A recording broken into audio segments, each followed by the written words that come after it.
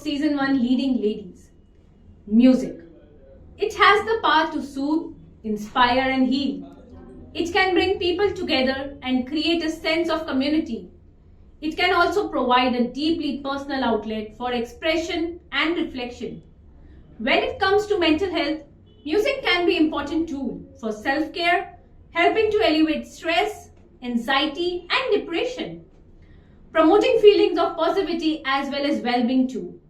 From the therapeutic benefits of music to the ways in which it can foster connection and self-expression, we will dive into the many ways in which music can contribute to healthy mind and body.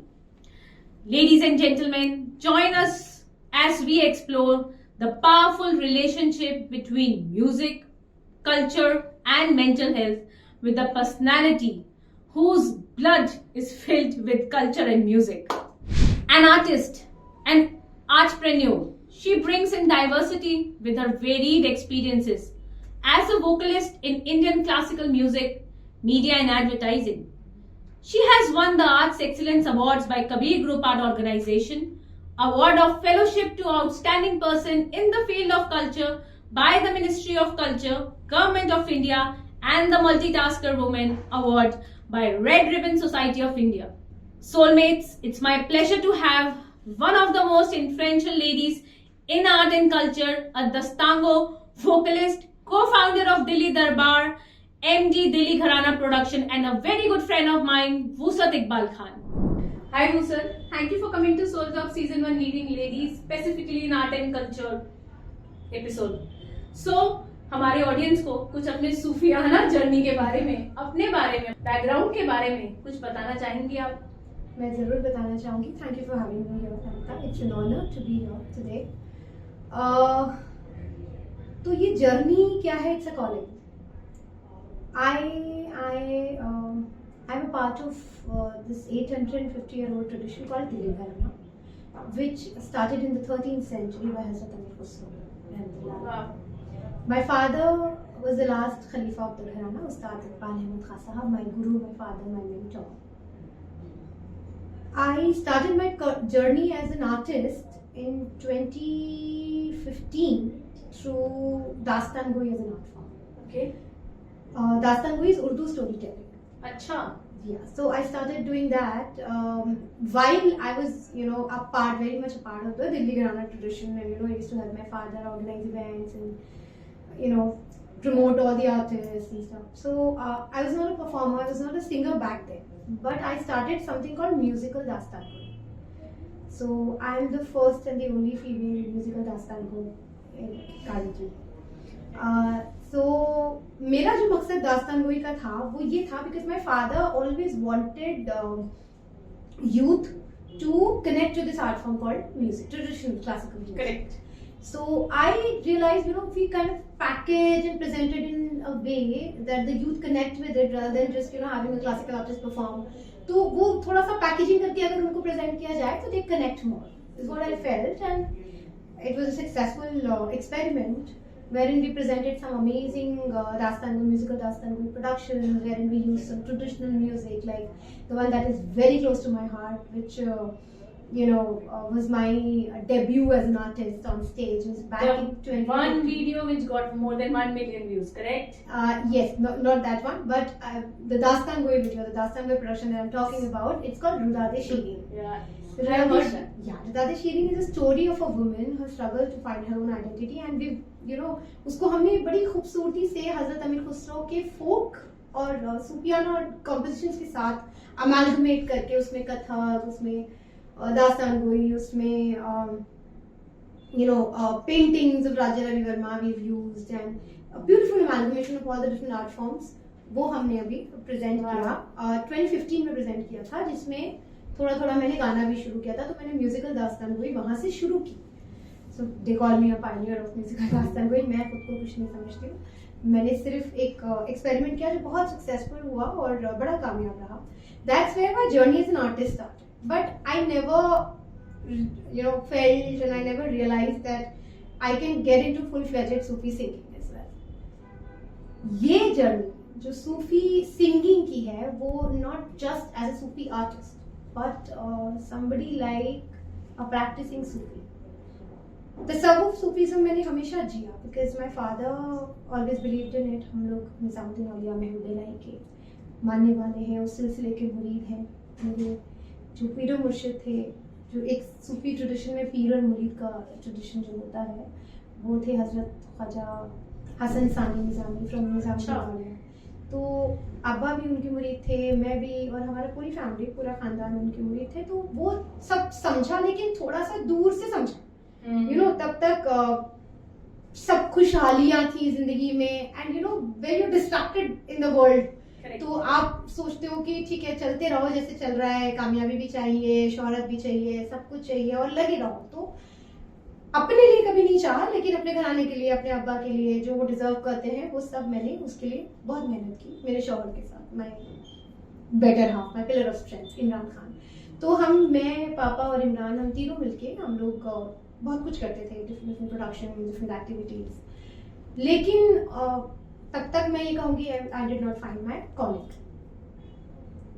The unfortunate day of December 2020, when 17 December when my father passed away, I went into deep depression. वो इतना ख़राब वक्त था मेरी ज़िंदगी का कि मैं उसको याद भी नहीं करना चाहती हूँ. उस वक्त और उनको कुछ नहीं हुआ था, लगता उनको, he just passed away. He was like, अपना सुबह नमाज पढ़ रहे थे और जस्ट लाइक दैट नमाज पढ़ते अच्छा खत्म. लोग कहते हैं बहुत बड़ी चीज है, क्या अल्लाह ने उनको कितनी मोहब्बत की कि किस तरह से बुलाया, because it matters how your life ends. तो तभी मुझे कुछ समझ तो आ नहीं रहा था, क्योंकि मैं कैसे इस चीज़ को एक्सेप्ट कर लूँ. मेरी तो जिंदगी का मकसद, मेरा तो सब कुछ चला गया, तो मैं उसको कैसे मानूं, उसको कैसे समझूं. एक्सेप्टेंस तो मैं ये कहूँगी कि कभी भी नहीं आता ऐसी चीज़ों का. तो वो वक्त था जब बहुत गहरे डिप्रेशन में थी और जीने की इच्छा खत्म हो गई थी और समझ नहीं आ रहा था, जिंदगी बेमकसद हो गई थी, बेआसरा हो गई थी. उस टाइम पे मैंने कुछ भी नहीं था, अपने आप को एक कमरे में बंद कर लिया. 1 साल 1.5 साल बाहर नहीं निकलती थी, कहीं आती जाती नहीं थी. बड़े घर वाले भी परेशान, क्योंकि वैसे भी अपने ग्रीफ से भी वो लोग गुजर रहे हैं और फिर मेरी हालत देखते थे, तो मम्मी मेरी, मेरे शौहर, मेरा बच्चा, मेरी फैमिली वाले सब परेशान होते थे कि इनको कैसे निकाला जाए. पर कुछ समझ नहीं आता था. बहुत एक्सट्रीम लेवल पे जाके ऐसा लगता था कि वो सब घबराहट हो रही है, मैं क्यों हूँ, यू नो. सो तो एग्जिस्टेंशियल क्राइसिस कि हम लोग यहाँ क्यों हैं, ये सवालात जिंदगी में कभी नहीं आए, क्योंकि बड़ी खुशहाल थे. अब सब कुछ समझ आ रहा है कि इतने सवाल दिमाग में गुजरे कि हम यहाँ क्यों हैं, मकसद क्या है यहाँ आने का, और ऐसे अगर कोई यूं ही चला जाता है तो क्या है कर रहे हैं. और ये मतलब कुछ समझ नहीं आ रहा था, सब हवा में, कुछ नहीं समझ आ रहा. तो एक दिन क्या हुआ कि बहुत घबराहट हो रही थी, तो मैंने सोचा कि बस क्या करूँ, मुझे कुछ समझ नहीं आ रहा था. मेरा एक बड़ा प्यारा भाई है, मेरे अब्बा का शागिर्द भी है और अजमेर में रहता है, अक्षय. वो मुझे कॉन्टिन्यूसली कॉल कर रहा था. दुर्वेश है, बहुत बड़ा माशाल्लाह, डांस बहुत अच्छा करता है, कथक रक्स करता है, गाना गाता है. वो मुझे कॉल कर रहा था, बाजी आप इधर आ जाओ, आप इधर आ जाओ, आपको यहाँ बुलाया है, आपका बुलावा है, आप आ जाइए. हाँ, मैंने कहा कि भाई मैं कमरे से बाहर नहीं निकल रही हूँ, तू मुझे एक्सपेक्ट कर रहा है कि मैं दूसरी सिटी में चली जाऊंगी, मेरे से तो नहीं होगा. मैं तो बहुत डांटा मैंने उसको. क्या वो लेने आया तुम्हें? नहीं, वो करता रहा कॉल, परसिस्टेंटली करता रहा. मुझे नहीं समझा. एक दिन जब मुझे इतनी उलझन हो गई कि मुझे कुछ समझ नहीं आ रहा था, मैं कहीं, मतलब मुझे कुछ समझ नहीं आ रहा था उस वक्त, तो मैंने अचानक से मेरे दिल से ये आवाज आई, कॉन्शियस मेरा जो अंतरात्मा ने कहा कि जाके मैं एक बार चली जाऊँ. That's when I went and met somebody who changed my life, the outlook of my life, जिन्होंने मुझे दोबारा जिंदा किया. मैं ये कहूँगी I owe my life to him, my इमाम तरीक़त. मैंने उनसे तरीक़त की बैत ली है, मैं उनकी तालिब हूँ, उनकी मुरीद हूँ, उनकी तरीक़त की इमाम है वो. मेरे लिए सब कुछ है, मेरे स्पिरिचुअल गाइड, मेरे मास्टर, मेरे गुरु हज़रत रियाजुद्दीन चिश्ती, वो दरगाह अजमेर के खातिम. हाँ, तो उन्होंने मुझे बुलाया और एक और चीज मैं इससे पहले बताऊंगी कि जब मैं एक्सप्लोर कर रही थी ना, जब सवाल आ रहे थे, तो जब आप इंटरनेट पे ढूंढते हो जवाब उनके, कुछ नहीं समझ आता ना उस वक्त ना, उस वक्त तो ऐसा लगता है कि हमें ये प्रॉब्लम है, ये गूगल पे डालेंगे। हाँ, अरे, तो हमेशा जवाब गूगल मिल तो जाएगा। और 6 तरीके की प्रॉब्लम निकाल देता है तो- कि ये डिप्रेशन है। अरे आप अगर इनसे जा रहे हो, आपको ये वाला डिप्रेशन, आपको क्रॉनिक डिप्रेशन है, आपको अलग तरीके का डिप्रेशन, और फिर और घबराहट हो जाती है। खैर मैंने फिर स्पिरिचुअलिज्म के बारे में नहीं सोचा, मैंने रिलीजियस आंसर्स ढूंढने शुरू किए कि ऊपर वाले ने यहाँ भेजा क्यों। बिल्कुल। Then I went into extreme side of Islam because that's the only thing which is available online. बहुत आता रहा, मैं वैसी बनती थी। अच्छा। हाँ, तो मुझे लगा कि उस तरफ यही रास्ता है, एक्सट्रीमिस्ट जो एक जो रैडिकल थॉट प्रोसेस है, मैं उधर की तरफ वो हुई, अट्रैक्ट हुई।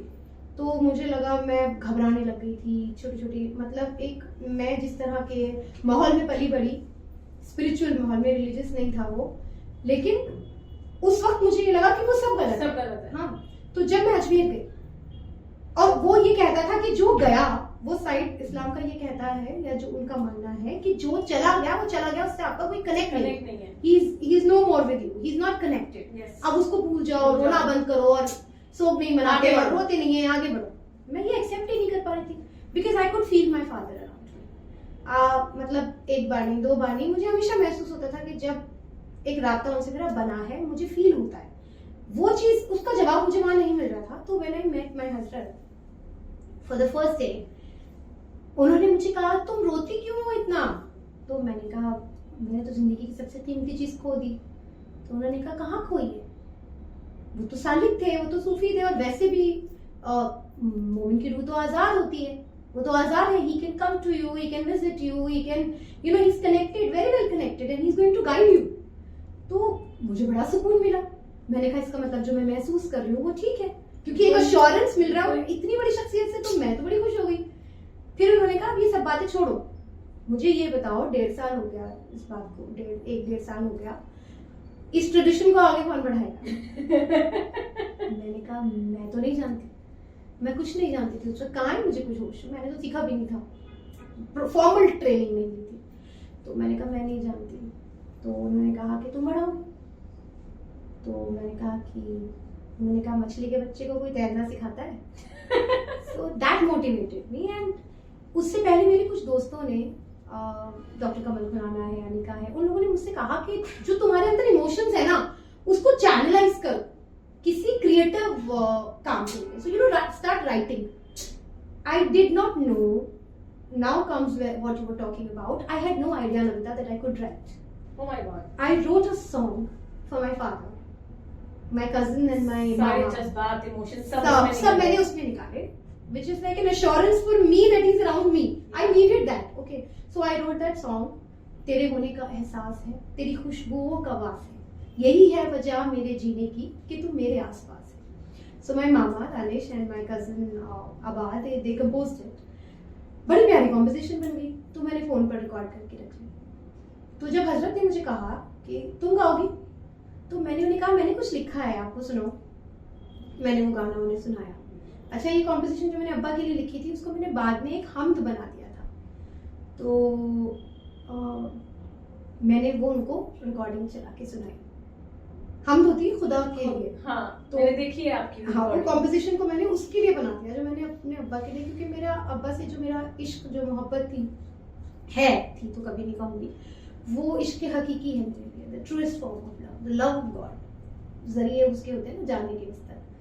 तो जब मैंने वो कॉम्पोजिशन उनको सुनाई हजरत को, तो बहुत ही पसंद आया। उन्होंने कहा ये तो कितनी खूबसूरत आवाज़ है, तुम्हारी तो आवाज़ जैसी कोई आवाज़ नहीं है। उन्होंने मुझे इतना मोटिवेट किया कि कहते हैं ना कि चीजें वो अपने आप प्लान कर देता है, आप कुछ नहीं कर सकते हो, अगर होना है वो तभी होगा। बिल्कुल कुछ नहीं है आपके हाथ में, कुछ भी। तो चीजें अपने आप प्लान हुई, मैं वहां से निकली। मेरे को कॉल आया मेरे एक दोस्त का, आदित्य का, एक कुमार साहब है उनके यहाँ, मैंने ये कॉम्पोजिशन उन्हीं से शेयर की थी, पापा के फ्रेंड थे। ही सेड कि there's somebody here who's interested in you know producing your song, अच्छा, जो तुमने मुझे भेजा था। तो then I met another friend who's now a very good friend, Aditya, he's a producer. I met him, उसने कहा कि हम इंटरेस्टेड हैं, हम करेंगे। एक कॉस्ट इसमें इन्वॉल्व थी. हम वी वेंट अहेड, प्रोडक्शन किया, एक किसी से मिले, उन्होंने कहा हम रिलीज करेंगे. सो अपने आप सिलसिला बनता गया, कारवा बनता गया, और ये जर्नी मेरी वहां से शुरू हो गई. गाना रिलीज किया. In the first 3 days it reached 2 days, I think it reached 1 million. And now it is being नसीब साहब की एक फिल्म में वो आ रहा है. उन्होंने इसको बड़ी मोहब्बत से एक्सेप्ट किया. उन्होंने कहा कि भाई ये गाना मुझे चाहिए तुम्हारा. मैंने उनको भेजा था. Naseeruddin Shah sahab is very close to us.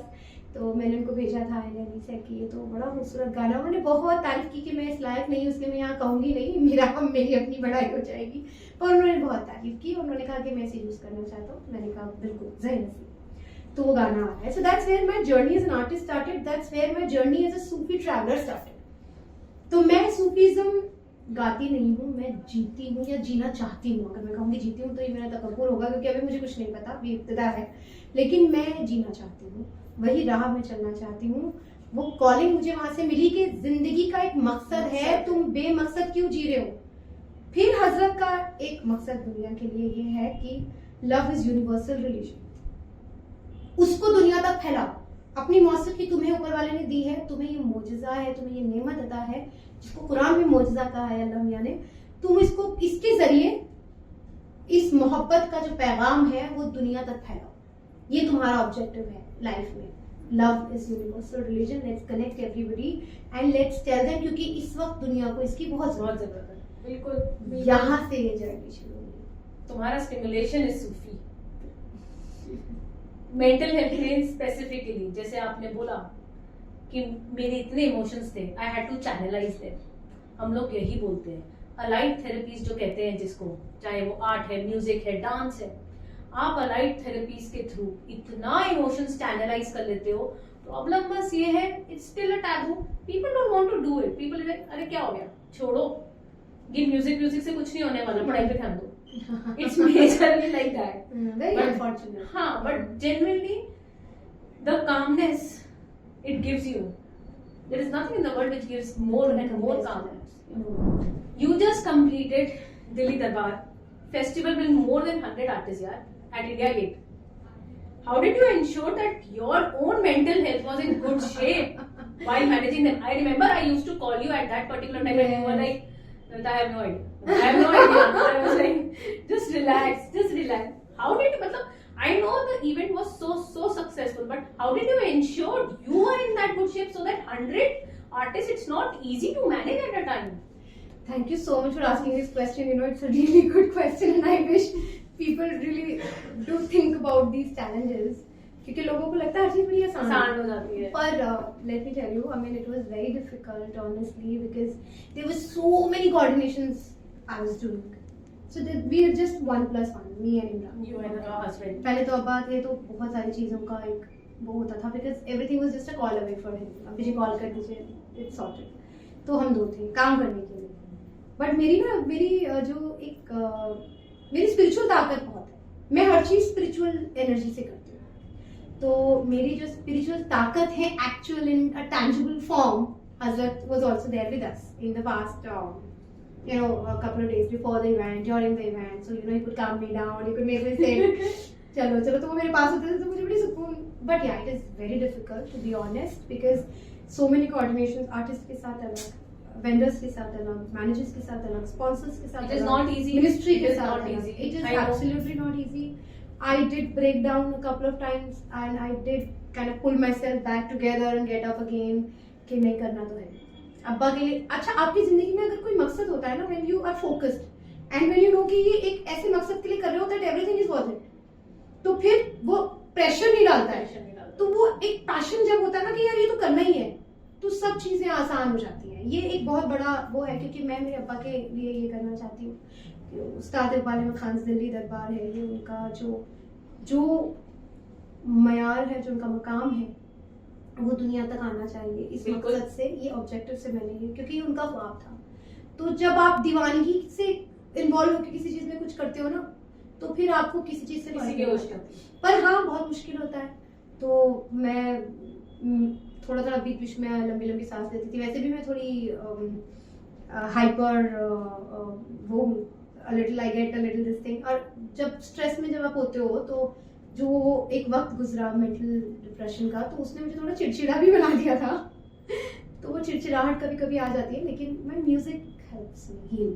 तो जब मैं बहुत थक जाती थी ना, तो मैं सब चीजें साइड में छोड़ के रियाज करने बैठ जाती थी. So that give me another boost and strength. And तो सब साल लगाओ, सब भूल जाओ, सब तो डिस्ट्रैक्ट हो जाते हैं उस स्ट्रेस से. मुझे पता ही है थोड़ी देर में मुझे फिर मैं सो नहीं पाती थी, क्योंकि रात रात भर काम कर रहे हैं, फिर दिन में वेन्यू पे जाके सब हो रहा है. तो it was a lot of it was very difficult, lot of struggle, lot of this thing, but I think we were able to pull it off at the end of the day, because I had my support system with me. I had my family in such a support. My family is such a support. My mother, my husband, my son. मतलब वो देख रहा है कि मम्मा जो है वो इन चीजों में इन्वॉल्व है, तो I should not be demanding. Wow. He's such a sweetheart. Just a 9-year-old kid. Just a 9-year-old kid. तो वो पापा के पास जाएगा या मम्मी के पास जाएगा, मेरी मदर के पास जाएगा या और बाकी फैमिली मेंबर्स के पास जाएगा. तो वो सब, and then my most of my जितना वो घर का जो प्रेशर होता था, that was taken care by my family members. तो ये स्ट्रेस नहीं होता था. तो that's why I was able to, so you know, you have a full support system. Family support is very very Very important. कई बार क्या होता That's है, people don't realize that, और बहुत लोगों को ना वो सपोर्ट मिलता नहीं है, तो वो बोल ही नहीं पाते हैं कि they are going through something, they are having some issue. वो अलाइन भी नहीं कर पाते, और वो बढ़ते बढ़ते इतना खराब हो जाता है कि वो अपने खुद के अंदर ही चुप हो जाते हैं. That is true.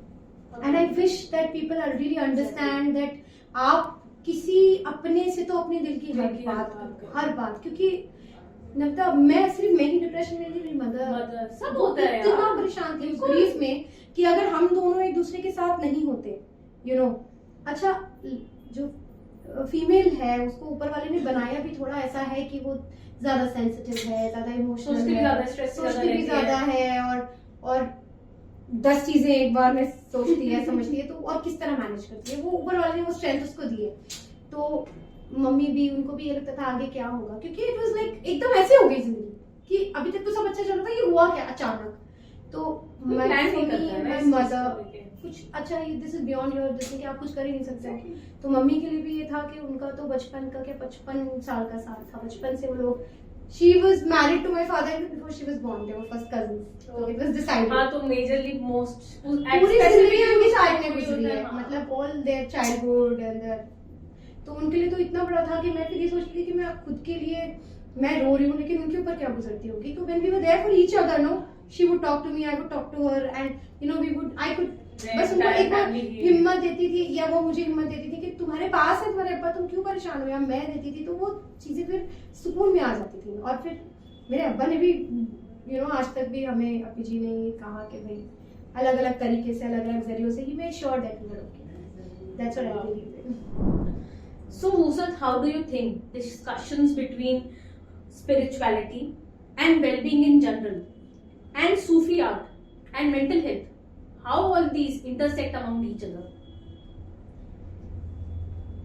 When you realize कि आप जिंदगी में, आप दुनिया में एक मकसद से आए हो, जैसे मैंने कहा, सब चीजें अपने आप सॉर्ट हो जाएगी. नहीं, आपको, हमें तसव्वुफ में, चिश्ती सूफीज्म में ये माना जाता है, ये कहा जाता है कि सब चीज लिख दी गई है पहले से, एवरीथिंग इज स्क्रिप्टेड.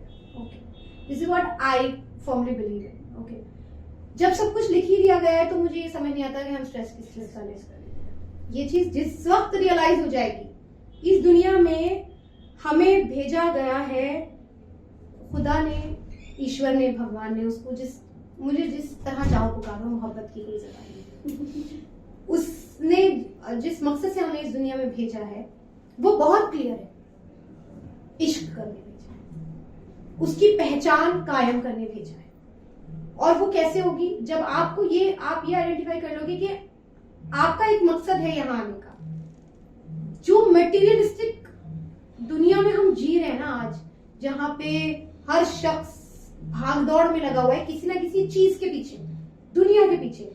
अच्छा, व्हेन आई एम टॉकिंग, मैं ये आपसे नहीं कहूंगी कि भाई दुनिया छोड़ के और जंगल में चले जाओ और अल्लाह राम राम करो, नहीं, ये नहीं कहा चिश्ती सूफीज्म में. जो मैं बिलीव करती हूँ, जो मैं फॉलो करती हूँ, वो ये है कि इस दुनिया में रहते हुए आप अपना मकसद आइडेंटिफाई करो और उस तरफ बढ़ो. तो वो मकसद क्या है, उसकी उसकी पहचान बनाना किसी भी जरिए से, किसी भी तरीके से। स्पिरिचुअलिटी जिंदगी जीने का ओनली एंड ओनली तरीका है। वो जब मैं स्पिरिचुअलिटी की बात करती हूँ तो मैं सूफीज्म की बात करती हूँ, मैं तसव्वुफ की बात करती हूँ, जो मीरा ने जिया, जो हजरत अमीर खुसरो ने तो जिया ही, क्योंकि वो तो सूफी, उसके उन्होंने तो इश्क दुनिया में खुलकर बयान कर दिया, मगर ये किसी रिलीजन से वो नहीं है। Do you understand? I'm talking about spirituality in your own style. However, connect with the Almighty in जैसे आप चाहते हो उससे जुड़ो, और जब आप उससे जुड़ जाओगे ना, आपको दुनिया से, खालिक से मतलब रखो, खालिक से मतलब ही नहीं होगा, तो मुझे आप ये बताओ आपको किस चीज का डिप्रेशन होगा, आपको क्या चीज परेशान करेगी, आपको क्या चीज बॉदर करेगी, जब आपको खलकत से मतलब ही नहीं होगा, आपको उससे मतलब होगा। आप उससे इश्क करके तो देखो यार, हम डिप्रेशन किस चीज से आता है भाई, मेरा किसी से भी इश्क हो, अब्बा से, भाई से, हस्बैंड से, बॉयफ्रेंड से, किसी का किसी से भी इश्क हो, जब हम इस दुनियावी इश्क में पढ़ के और उनसे एक्सपेक्ट करेंगे तो डिसअपॉइंटमेंट मिलेगा। ये हकीकत है। आप इश्क हकीकी करके तो देखो, जब आप उससे इश्क करते हो तो वो आपको, वो कहता है कि तुम मेरी तरफ एक कदम बढ़ाओगे, मैं 7 कदम तुम्हारी तरफ बढ़ाऊंगा। एक माँ से 70 गुना ज्यादा प्यार करने वाला है वो। आप उससे इश्क करके देखो, जब आप उससे प्यार करते हो ना, आपके सारे काम खुद बनते हैं, आपको एक डायरेक्शन मिलती है, आपको वो हिदायत देता है। और हमारे यहाँ मतलब ये जिंदगी जीने का तरीका है। जब ये सब चीजें कनेक्टेड होंगी, तो मैंने सूफी म्यूजिक चुना क्योंकि मैं उससे कनेक्ट होती थी। आप किसी भी तरीके से उससे कनेक्ट हो। हमारे यहाँ कहते हैं खिदमत, फिर सखावत, फिर इबादत। तो जैसे एक रेडिकल थॉट है इस्लाम में या किसी भी मजहब में कि इबादत करते रहो, करते रहो, करते रहो, करते रहो। तो खिदमत, सखावत और फिर इबादत। पहले दुनिया की खिदमत करो, उसके बाद सखावत करो। Do charity as much as you can, and charity is everything, not just money, it's your time. When you give to somebody, it's charity. तो जितना दूसरों के लिए, दूसरों को दे सकते हो, be a giver. Everybody is a taker of, सब कुछ चाहिए, सब कुछ आप दे के तो देखो, देने से जो खुशी मिलती है ना, वो लेने से नहीं मिलती है। तो खिदमत करो, सखावत करो और फिर इबादत करो। सो वसुधैव कुटुंबकम, जो संस्कृत में कहा गया है, कुरान शरीफ में कहा गया है, अल खल्को अयालुल्लाह। अच्छा, यानी कि तमाम कायनात, तमाम क्रिएशन जो है वो अल्लाह की फैमिली है। तो जब आप तमाम क्रिएशन की बात करते हो तो आप मुस्लिम्स की बात नहीं करते, आप सबकी बात करते हो। ये इससे कि ये हमारा निकला कि लव इज यूनिवर्सल रिलीजन। ये मकसद अगर दुनिया में कायम हो गया तो मुझे आप बताओ कि कहाँ डिप्रेशन होगा, कहाँ लड़ाई झगड़े होंगे, कहाँ नाइतफाकियां होंगी, कहाँ परेशानी होंगी। थोड़ा सा लोगों के अंदर एम्पैथी आ जाए एक दूसरे के लिए, सिर्फ एक एम्पैथी, बिल्कुल उसी से काफी चीजें चेंज हो जाएगी। हमारे सोसाइटी की सबसे बड़ी प्रॉब्लम ये है, नोबडी, नोबडी, उसकी प्रॉब्लम है, उसकी प्रॉब्लम है यार। गिर गया, कुछ होगा, दारू पी रखी होगी या something like that, we judge them. That's true. हाँ, that is a major problem. I wish we were more accessible for each other. तो शायद दुनिया में इतनी परेशानी कम होगी। हमें ये कोशिश करनी चाहिए कि जितना हो सके दूसरे के लिए रहें, दूसरे के लिए किसी भी तरह से, अगर ऊपर वाले ने आपको नवाजा है, आपके पास है रिसोर्सेज हैं, तो उस तरीके से आप हेल्प करो। नहीं है तो अपने वक्त से करो। Just be there for each other. More we are for each other, the more the world will be at peace and मतलब सारी परेशानियां, सारी मुसीबतें लोगों की जिंदगी से बहुत कम हो जाएगी। Vusat, what advice would you like to give to individuals who are exploring their careers, in fact who are also struggling in mental health and have challenges, who are interested in exploring their career in Sufi art and practices as a potential tool for their own healing? Okay, when you talk about Sufi art, music or dance or raqs or whatever, first you got to get into Sufism. आप सूफी गाओ और अंदर से सूफी नहीं हो तो आप मत गाओ प्लीज, क्योंकि एक तो वो लोगों तक जाएगा नहीं। जो यहाँ से निकली आवाज है वही दिल तक पहुंचती है। पैशन है जिस, बिल्कुल नहीं, आप जी रहे हो वो। सूफीज्म भुगतने का नाम है। दूर दूर से सुना रहे बड़ा अच्छा है, लेकिन आपने उसको जिया नहीं तो फिर कोई फायदा नहीं है। okay. आप सूफी सिंगर, सूफी डांसर बन ही नहीं सकते अगर आप दिल से सूफी नहीं हो। दरवेशी की जिंदगी जीनी पड़ेगी, तसव्वुफ में आना पड़ेगा, उसको एक्सप्लोर करना पड़ेगा, उसको समझना पड़ेगा, उसको जीना पड़ेगा। जब दुनिया आपके पीठ के पीछे होगी, मतलब जो मेटेरियलिस्टिक वर्ल्ड है वो आपकी प्रायोरिटी नहीं है, ऊपर वाला देता है सर आंखों पे, नहीं देता तब भी उसका शुक्र है। जब इस थॉट प्रोसेस में आप जीने लग जाओगे, जब दुनिया आपकी पीठ के पीछे होगी, तब आप सूफीज्म में आओगे, और जब आप तसव्वुफ में जियोगे, ये जिंदगी जियोगे दरवेशी की, फक्र की, तभी आप सूफी गा सकते हो। आप सुपरफिशियली सूडो सूफी सिंगर बन के कुछ नहीं होगा। दिल से आप में अगर ये चीज है, तभी आप इसको कैरी फॉरवर्ड करो। पहले सूफीज्म के बारे में जानो, सीखो, समझो, फिर गाना सीखो, फिर समझो। और यहाँ पे मतलब गाना सीखना, देखो प्रोफेशनली गाना बहुत इतना आसान बात नहीं होती है। आपको ट्रेनिंग चाहिए, बहुत मेहनत करनी पड़ती है। हाँ, अब जैसे मुझे फॉर्चुनेट ये रहा कि मैं ऐसे खानदान में पैदा हुई, कान में पड़ा ही, तुम्हारे खून में है, मेरे खून में है, ये बात सच है। लेकिन फिर भी मैं मेहनत करती हूँ, रियाज करती हूँ बहुत। तो इसकी पैशन की जरूरत है, डिवोशन, डेडिकेशन की। होल हार्टेडली आप मौसीकी के किसी भी उसमें अगर आपको जाना है, जो भी इसको देख रहे हैं या जो भी जाना चाहते हैं, तो इस अहमियत को, इस चीज को समझिए कि जब तक आपके लिए ये इबादत नहीं हो जाएगी, तब तक आप इसमें सक्सीड नहीं कर सकते। एक एवरेज सिंगर परफॉर्मर बनने का कोई फायदा नहीं है। जिंदगी में पैशन अगर इस चीज में है, तभी आप इसमें जाएं, इसमें बढ़े और इसको जिए और इसकी इबादत करें। ये आपके लिए एज जस्ट लाइक अब टाइम मिला तो कर लिया, वो वाला नहीं हो सकता है। आपको जिंदगी इसमें लगानी पड़ती है, पूरी पूरी जिंदगी लगाते हैं लोग, तब जाके उनको पहचान मिलती है सालों बाद। या फिर ये भी है कि भाई देखो, इज्जत शोहरत ऊपर वाले के हाथ में है। कहते हैं कि वह तो इज्जो मंतशा, वह तो जिल्लो मंतशा, जिसको चाहे इज्जत दे, जिसको चाहे जिल्लत दे। लेकिन वो ऑब्जेक्टिव होना भी नहीं चाहिए। खासतौर पे सूफी अगर आपको गाना है, तो शोहरत इज्जत के पीछे भागने का फायदा नहीं है। आपको मकसद पहुंचाना है, पैगाम पहुंचाना है दुनिया तक, उसी तरफ चलते रहें, उसी तरफ बढ़ते रहें। दिल से पहले से सबूत को एक्सेप्ट करें, समझें, सीखें, तब इस फील्ड में आए। तब तो इंशाल्लाह ऊपर वाला भी आपका साथ देगा। और नेक नियत के साथ जो काम किया जाता है, उसमें वो बिल्कुल साथ देता है। जैसा उसने मेरा साथ दिया, अल्हम्दुलिल्लाह इतना प्यार मुझे हर जगह मिलता है जब भी मैं परफॉर्म करती हूँ। वैसे ही जो भी इस फील्ड में आना चाहता है, उससे मेरी यही एडवाइस है, पहले सूफीज्म को जिए, फिर सूफी म्यूजिक में आए या सूफी डांस में आए, तभी जिंदगी में कामयाबी, जो असल कामयाबी होती है, वो मिलेगी। Thank you Wusat for coming here. मैं बता नहीं सकती, मुझे पता है हम लोगों ने कितनी कोशिश करी है हो जाए and finally we are here. जिस तरीके से you told your own journey, how you went through depression, कैसे म्यूजिक की वजह से you came out of it beyond words. Thank you, Wusat, for coming here. With that, I would like to give you a small token of thanks from our side. It's a small soul calmness hamper. It has tools and solutions which will help you and guide you when you are not in the mood of doing so. Thank you so much. It's an honor and a pleasure being here, and you guys are doing a wonderful job. Thank you so All much. my best wishes for this.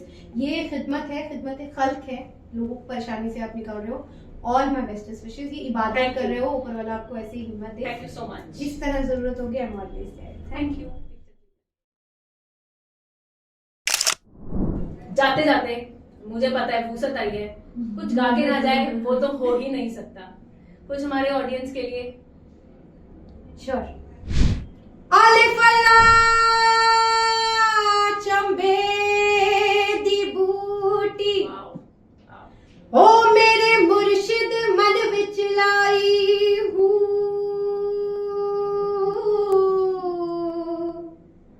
नफीस बात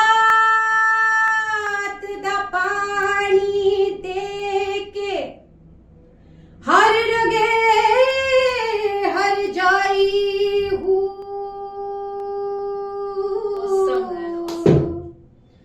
हो जुग जुग जीवे मेरा मुर्शिद सोना, हथे जिती बूटी लाए हूँ पीर मेरे आ जुगड़ी जी, हे वे अलवाड़िया दी जुगड़ी जी, हे वे नबी पाक दी जुगड़ी जी, हे वे मौला अली वाली जुगड़ी जी, हे वे मेरे पीर दी जुगड़ी जी, हे वे मेरे पीर दी जुगड़ी जी, हे वे सर सब्ज दी जुगड़ी जी, हे वे सर सब्ज दी जुगड़ी जी, उदम गुटकू उदम गुटकू उदम गुटकू उदम गुटकू दम गुटकू दम गुटकू गुटकू कर साई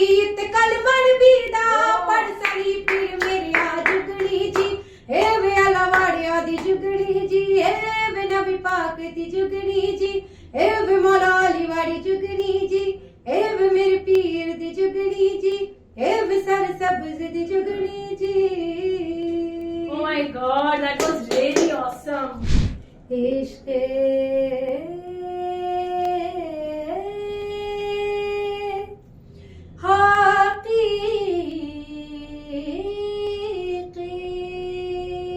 तेरे होने का एहसास है तेरी खुशबू का वास है यही तो है वजह मेरे जीने की कि तू मेरे आस पास है तेरी होने का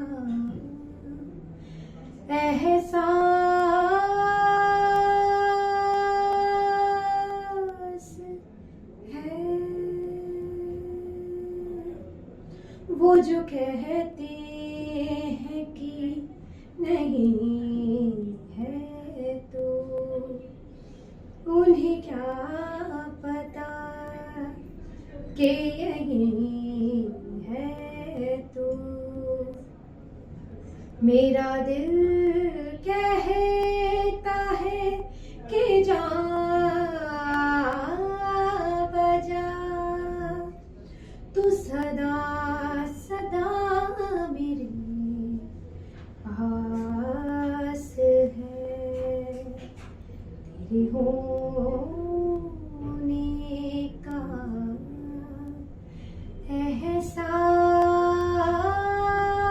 एहसास है Awesome, man. सॉरी मैं Awesome. बहुत इमोशनल हो जाती हूँ इसको गाने से I hope, guys, you have taken a point today that music is not only a art, it is actually an allied therapy. It will channelize your emotions, it will take you to a different, altogether journey. One of the tools which we also have in our Soul Wellness app. So, with that, I will take your leave. Thank you for coming today and watching our episode. Do watch the next episode of Soul Talks Season 1 Leading Ladies. Thank you very much.